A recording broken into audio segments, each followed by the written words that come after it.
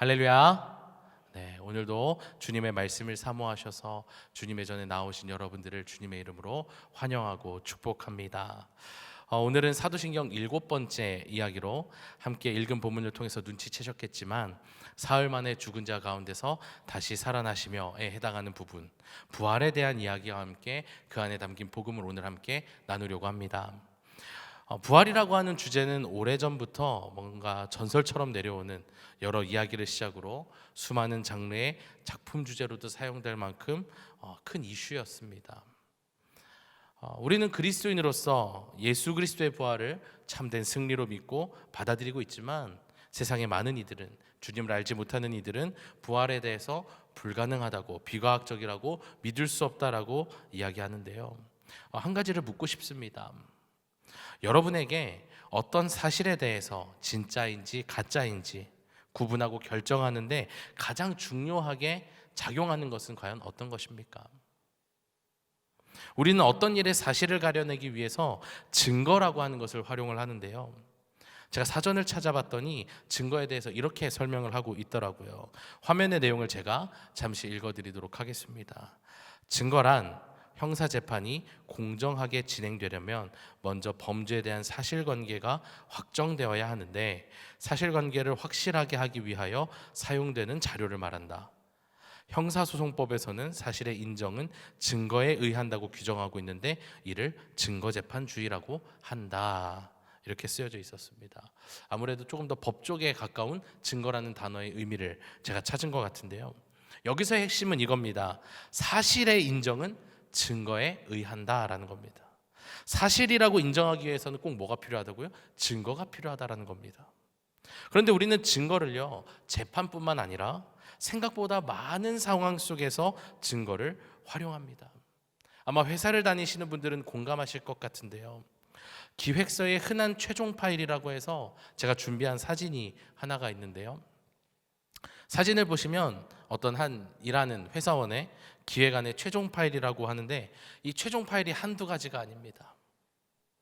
광고기획서 최종, 그 아래 보면 최종 2, 수정 최종안.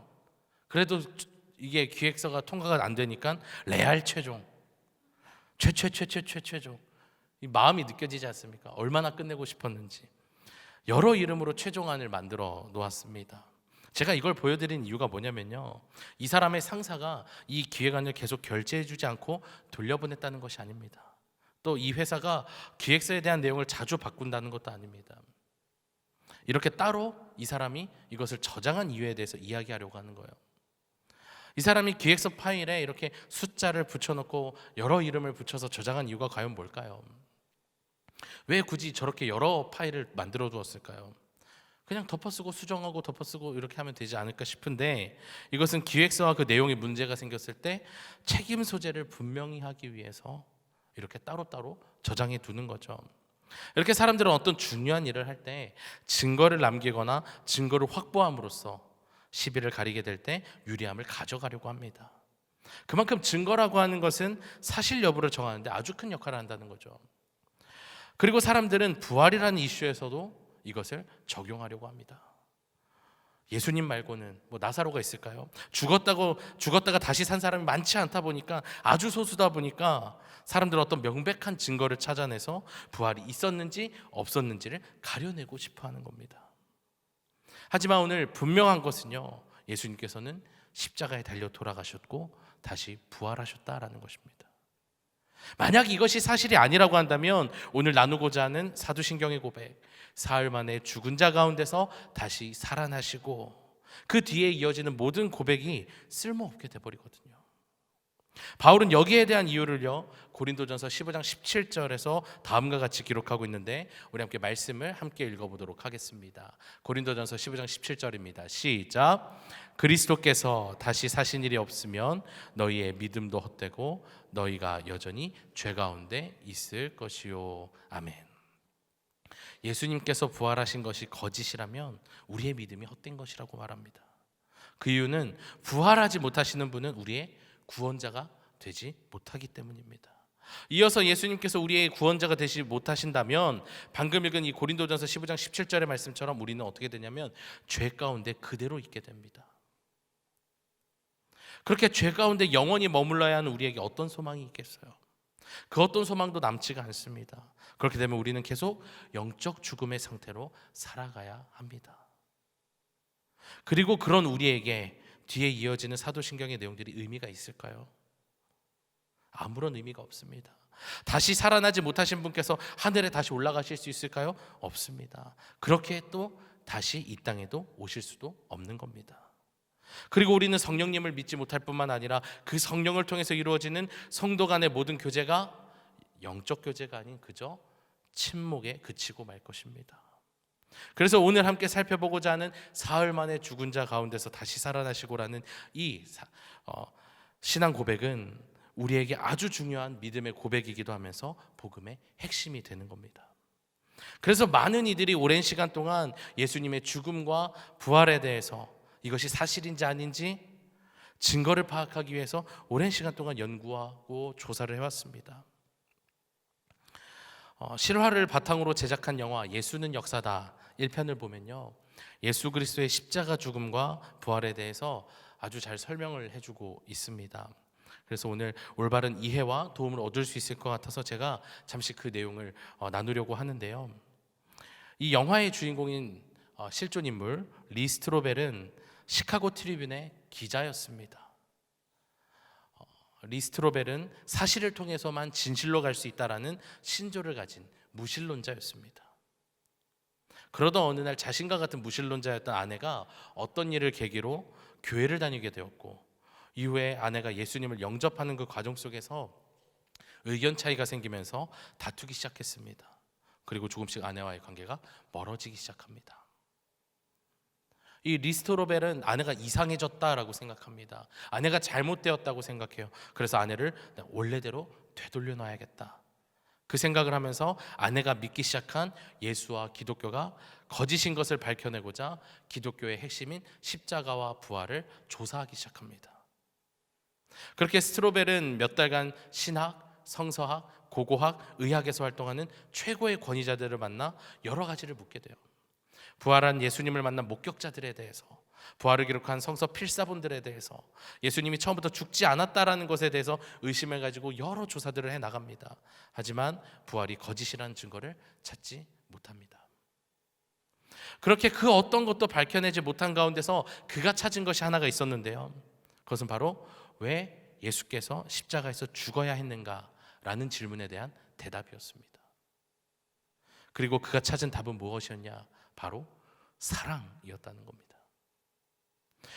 그 깨달음 앞에서 이 리스트로벨은 모든 것을 내려놓고 이야기해요. 좋아요, 하나님, 당신이 이겼습니다. 리스트로벨은 사랑이라는 증거를 받아들이고 그것을 통해서 부활을 믿기로 결정했습니다. 여러분은 어떻습니까? 증거가 있는 것을 믿으시겠습니까? 아니면 증거가 없는 것을 믿으시겠습니까? 부활을 믿지 않는 것이 오히려 부활을 인정하는 것보다 더 어렵습니다. 심지어 믿음이 약한 우리를 위해서 그랬을까요? 예수님의 제자 도마는요, 부활하신 예수님께 증거를 요구하면서 우리의 궁금증을 직접 풀어주고자 합니다. 요한복음 20장 25절의 말씀입니다. 다른 제자들이 그에게 이르되 우리가 주를 보았노라 하니 도마가 이르되 내가 그의 손에 못자국을 보며 내 손가락을 그 못자국에 넣으며 내 손을 그 옆구리에 넣어보지 않고는 믿지 아니하겠노라 하니라. 아멘. 도마의 이 이야기에 예수님께서 나중에 다시 도마에게 나타나셔서 너의 손가락을 구멍난 내 손과 옆구리에 넣어보라고 말씀하시게 되죠. 예수님은 증거를 요구한 도마에게 친히 보여주셨고, 이를 도마가 직접 만져보고 믿게 되었다라고 하는 그 놀라운 사실이 성경에 기록되어 오늘 우리에게까지 전해지고 있습니다. 그런데 제가 오늘 여러분들과 나누고자 하는 것은요, 이러한 증거들이 있으니 예수님의 죽음과 부활은 사실입니다, 믿으십시오 라는 것만은 아닙니다. 그 안에 담긴 복음, 은혜를 함께 나누고자 하는데요, 오늘 본문 4절에 기록된 부활에 연합한 우리가 새 생명을 갖고 산다라고 하는 것은 우리의 신분이 완전히 바뀌었다는 것을 이야기합니다. 오늘 본문 4절 말씀, 로마서 6장 4절 말씀을 우리 다시 함께 읽어보도록 하겠습니다. 시작. 그러므로 우리가 그의 죽으심과 합하여 세례를 받음으로 그와 함께 장사되었나니 이는 아버지의 영광으로 말미암아 그리스도를 죽은 자 가운데서 살리심과 같이 우리로 또한 새 생명 가운데서 행하게 하려 함이라. 아멘. 자, 예수님께서 우리를 대신해 십자가에 달리신 일에 대해서 여러 표현들이 있는데 신학자들은 우리의 죄값을 대신 지불하셨다라는 표현을 자주 사용하곤 합니다. 그리고 이때 사용되는 지불하다라고 하는 말의 헬라어 아폴리트로시스는요, 법률적 개념의 단어입니다. 노예의 몸값을 지불하는 돈이란 뜻을 가지고 있습니다. 그러니까 주님께서 대신 목숨값을 지불함으로써 우리는 새 삶을 살게 되었다는 겁니다. 그리고 그런 우리는 이제 더 이상 저주와 죽음과 지옥의 영역에 속하지 않고 오히려 하나님 나라 백성으로 살아가게 되었다는 거예요. 신분이 바뀌었다는 겁니다. 베드로전서 2장 9절 말씀, 우리가 너무나 잘 아는 말씀인데 우리 함께 읽어보도록 하겠습니다. 시작. 그러나 너희는 택하신 족속이요 왕같은 제사장들이요 거룩한 나라요 그의 소유가 된 백성이니. 여기까지 읽겠습니다. 우리의 신분이 완전히 바뀌었어요. 죄인이라는 신분, 법적 규정, 법률적 신분이 우리에게서 사라져 버렸어요. 우리에게 제한이 되었던 그런 신분이 사라져 버렸다는 거예요. 왜냐하면 부활만이 예수님께서 하나님의 아들이라는 증거가 되며 우리의 구원자 되시는 하나님이라는 증거가 되기 때문입니다. 그래서 우리는 더 이상 죄의 종로로 트지 않아도 되는 삶을 얻게 되었습니다. 그리고 그 은혜와 사랑이 누구 특정한 사람에게 주어진 것이 아니라, 특별한 사람에게만 주어진 것이 아니라 이 자리에 함께한 우리 모두뿐만 아니라 세상의 모든 사람들에게 동일하게 주어졌다라는 거예요. 그래서 우리는요, 어디서든지 또 어떤 상황을 만나든지 두려워할 필요가 없습니다. 우리에게 맡겨진 그 삶, 우리에게 주어진 그 은혜를 누리기만 하면 돼요. 그런데 우리는 어떻게 합니까? 자꾸만 뒤를 되돌아봐요. 자꾸만 이전의 삶, 죄로 가득했던 내 삶을 돌아봅니다. 자꾸만 과거, 옛사람만을 찾으려고 해요. 구약 성경에 등장하는 롯이요, 소돔과 고모라에 내리시는 하나님의 진노를 피하기 위해 가족들을 데리고 도망치게 되죠. 그때 롯의 아내가 어떻게 됩니까? 뒤를 돌아보지 말라는 그 명령을 잊어버리고 초조함에, 두려움에 잠시 눈을 돌려 뒤를 돌아보게 되죠. 그때 롯의 아내는 순식간에 소금 기둥이 되어버립니다. 우리가 봐야 할 것은 뒤가 아니라 앞입니다. 부활의 소망을 바라봐야 돼요. 그 부활의 소망을 보면서 달려가야 할 우리는요, 더 이상 뒤를 돌아볼 필요가 없습니다. 이전의 삶을 돌아볼 필요가 없습니다. 하나님께서 우리 앞에 펼쳐주신 그 은혜의 삶을 바라보고 달려나가고 그 은혜를 누리기만 하면 됩니다. 그런데도 혹시 아직 부활이 믿어지지 않으십니까? 아직 부활이 이해가 잘 안 되십니까? 바라옵기는 오늘 이 자리에서 오늘 기도하실 때에 내 믿음의 연약함을 인정하시면서 하나님의 영광의 승리, 부활을 인정하고 받아들이는 은혜가 있기를 소망합니다. 그리고 그것을 인정하고 우리가 받아들일 때 우리에게는 헤아릴 수 없는 은혜와 사랑을 경험할 수가 있게 되는데요. 올림픽 종목 중 하나인 펜싱, 다들 잘 알고 계실 거라고 생각합니다.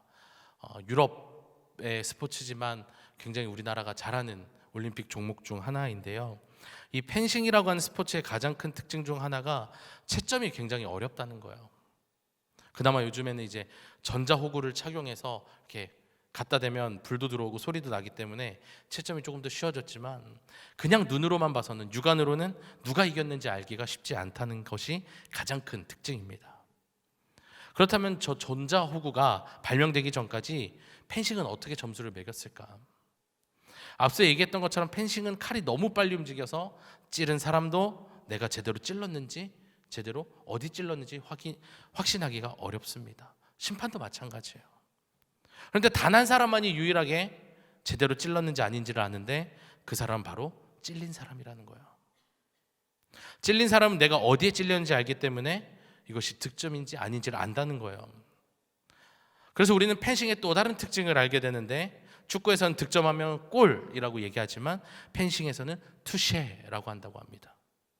그런데 투쉐라는 단어가 내가 찔렀다가 아니라 내가 찔렸다라는 뜻이에요. 그 얘기는 펜싱에서 채점을 할 때 득점한 사람이 아니라 실점한 사람이 손을 들고 상대편에게 점수를 주는 것이 펜싱의 원래 규칙이었다라는 거죠. 인정하는 겁니다. 펜싱은 앞서 얘기했던 것처럼 유럽에서 전해져온 스포츠입니다. 원래는 무예였어요. 겨루는 데 쓰이던 것이 펜싱이었습니다. 무예의 목적은 내가 실력을 쌓아서 힘을 키워서 내 몸을 지키고 사랑하는 사람을, 가족을 지키는데 쓰는 것이 펜싱, 검술이었습니다. 그렇다면 이 검술 실력을, 펜싱의 실력을 쌓으려면 어떻게 해야 되는가? 투쉐를 외칠 때 쌓인다는 거예요. 내가 맞았다, 내가 찔렸다, 내가 잘못했다라고 말할 때에 내 실력이 올라간다라는 겁니다. 저는 오늘 여기에 모인 여러분들도 투쉐, 내가 찔렸다고 인정할 수 있기를 소망합니다. 앞서 리스트로베리 영화에서 결국 진리 앞에, 사랑 앞에, 그 증거 앞에 무릎을 꿇고 하나님께 당신이 이겼습니다 라고 외쳤던 것처럼 내가 승리하고 내가 이기는 것이 아니라 주님의 승리, 주님의 부활을 인정할 때 주님께서는 우리에게 이 세상 어디에서도 누릴 수 없는 부활의 승리의 기쁨과 감사의 은혜를 허락하실 것입니다. 오늘 이 자리에 함께한 여러분 모두 이것을 기억하셔서 주님께서 부활과 함께 허락하신 승리, 신분의 변화라고 하는 놀라운 은혜와 사랑을 누리시기를 소망합니다. 말씀을 정리합니다. 우리는 앞서 이야기했던 영화의 주인공인 이 리스토벨이 하나님을 온전히 보려고 하지 않고 자신의 생각과 판단만을 의지했던 것처럼 우리는 하나님을 자꾸만 나의 경험에, 우리의 경험에 비추어 보려고 합니다. 직면하려고 하지 않아요. C.S. 루이스가 자신의 책 순전한 기독교를 통해서 이렇게 얘기했습니다. 만약 기독교가 거짓이라고 하면 아무 의미가 없다. 그러나 그것이 사실이라면 우주에서 그보다 중요한 것은 없다. 사랑하는 여러분, 우리가 쫓고 따르고 있는 것은요, 절대로 허망한 것이 아닙니다. 허상의 것이 아닙니다. 이 세상에 증거가 넘쳐나고 있는 실제의 것을 우리는 믿고 따르고 있습니다. 그리고 우리가 믿는 그분은요, 지금 이 자리에 우리와 함께 계시는 분이십니다. 그 주님께서 우리의 신분을 놀랍게 바꿔주셨고 그 신분의 완성은 예수님의 죽음을 지나 부활로 완성되었습니다. 노예에서 해방된 사람은요, 더 이상 노예의 삶을 살지 않습니다. 해방의 기쁨을 안고 꿈꿔왔던 놀라운 삶을 향해 달려갈 뿐입니다. 사랑하는 여러분, 뒤돌아보지 말고 새롭게 얻은 삶을 기쁨으로 마주하시기를 소망합니다. 모두들 오늘 밤 나눈 말씀을 마음에 품고 주님이 주신 그 부활의 소망이라는 기대와 기쁨으로 우리의 신앙의 고백인 사도신경을 고백하며 그 은혜를 온전히 누리시기를 주님의 이름으로 간절히 축원합니다.